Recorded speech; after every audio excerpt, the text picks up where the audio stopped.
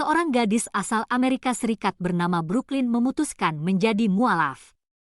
Setelah mantap memeluk Islam, Brooklyn menjadi muslimah yang taat, bahkan menjadi pendakwah di TikTok. Melalui media sosialnya, ia menceritakan proses saat mendapatkan hidayah Islam dari Allah Subhanahu wa Ta'ala. Tuhan menunjukkan saya kebenaran. Allah menunjukkan saya kebenaran. Keyakinannya terhadap Islam bermula dari kegelisahan hatinya karena tidak percaya konsep Trinitas di agama sebelumnya. Oleh karena itu, ia tak pernah bosan meminta petunjuk agar diberikan kebenaran. Saya tumbuh sebagai seorang Kristen.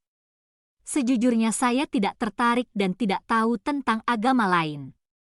Satu hal yang terus-menerus saya pinta adalah petunjuk. Tidak peduli apapun yang saya lakukan, baik atau buruk, saya selalu meminta petunjuk. Selama saya berdoa, saya hanya minta petunjuk.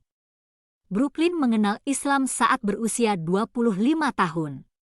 Setahun kemudian, ia pun memutuskan menjadi seorang Muslim. Hal itu bermula saat mengetahui bahwa agama Islam mempelajari kisah tentang Adam dan Hawa yang juga ia pelajari dalam agama sebelumnya. Brooklyn begitu heran mengetahui hal tersebut. Ditambah lagi dengan kisah-kisah nabi lainnya.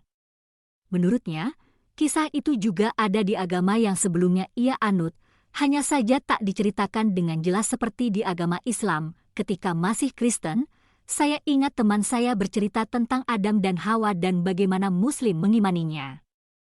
Saya heran Muslim tahu tentang Adam dan Hawa.